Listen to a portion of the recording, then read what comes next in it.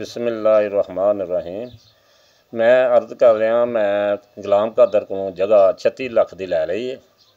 ਤੇ ਇੱਥੇ ਉਹਦੇ ਭਣੇਵੇਂ ਮੇਰੇ ਨਾਲ ਤੰਗ ਕਰਕੇ ਮੈਨੂੰ ਪੁਲਿਸ ਤੇ ਕਦੇ ਮੇਰੇ ਇਨਕੁਆਰੀਆਂ ਚੱਲਦੀਆਂ ਨੇ, ਕਦੇ ਹਮਲਾ ਕਰਦੇ ਨੇ। ਇੱਕ ਦੋ ਦਫਾ ਅੰਦਰ ਵੀ ਵੜ ਗਏ ਨੇ, ਮੇਰੀਆਂ ਨੂੰਹਾਂ ਦੇ ਹੱਥੀ ਪੈ ਗਏ ਨੇ ਤੇ ਮੇਰੀ ਕਿਸੇ ਬਾਈ ਸੁਣੀ ਨਹੀਂ ਜਾਂਦੀ। ਤੇ ਮੈਂ अर्ज करना मेरा इंसाफ होना चाहिए। मैनू जलील कर छड़िया, मेरा माल डंगर भुखा मर गया। मेरे बच्चे जोड़े दलील होंगे पे रोज़ थाने 4 बजे बुलाते, रात 10 बजे छड्डदे ने।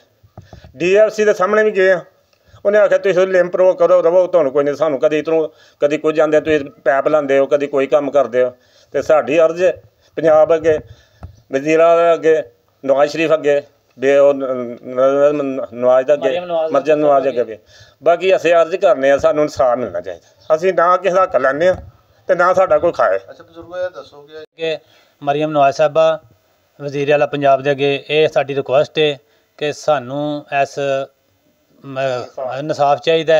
DPO साहब अगे भी साडी गुजारिश है कि सानू बिला वजह तंग पुलिस ना करे, कि साडे घर दे विच हर रोज़ सानू बुलांदे ने, आजो थाने आ जाओ, अज तुसीं यह काम करने, अज तुहाडे दे तुहाडे सील मकान कर छड्डना, इंज कर छड्डना, उंज कर छड्डना। बहरहाल है कि सानू इहदे विच तंग ना किया जाए। वे असीं मकान खरीदया, गुलाम कादर कोलों खरीदया, उहदे विच मेरी रिहायश है, निक्के निक्के मेरे 4 बच्चे ने।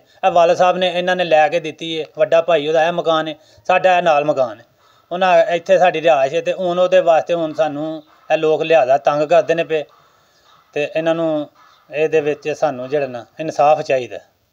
असीं नहीं इन्ने जोगे कि जिहड़ा असीं जगह थी गुलाम कादर से आपका रिश्ता क्या है, और उसके बाद गुलाम कादर ने इनको जगह दी थी या इनको कब्जा दिया था, इस हवाले से हमें कुछ बताएं। हाँ जी, गुलाम कादर ने जगह इन्होंने दी है। इस गल के पैसों की असीं छाती। मेरे वालद साहब, मेरा वालद सी वो, मेरे वालद ने जो पैसे इन्होंने दिते ने ना, उन्होंने जाके दसिया भी हाँ इन्होंने पैसे दे, मेरा इन्होंने सौदा हो गया।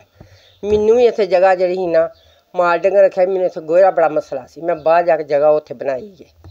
ये फिर उन्होंने सौदा इन्होंने हो गया, बड़ा शुरू तो मूँह प्यार सी, ते फिर इन्होंने सौदा इन्होंने पैसे दिते ने, उन्होंने इन्होंने जगह दे छड़ी।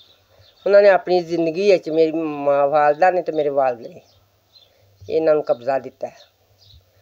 वालदा वाह काफ़ी देर मंजी ते रेह् ने, कोई हिसाब दे 15-16 साल। वालद जेह्ड़ा ओना अटैक होया यकदम, अल्लाह ने टाइम ही नहीं दिता। जे सानूं भी अल्लाह टाइम दिंदा असीं उन्हें कोई वीडियो बना लेंदे, अज इन्ने मसले ना बनदे। हक्के सच्चे मान नहीं करानी, पैसे इन्होंने दिते ने, मान कराने कसम ही असीं इस गल दी मैं देनी हाँ। साडे वालद साहब होरां ने इन्हां कोल पैसे ले ने, इन्हां नूं उन्हां कब्जा दिता है। मेरी वालदा भी जिउंदी सी, मेरा वालद भी जिउंदा सी।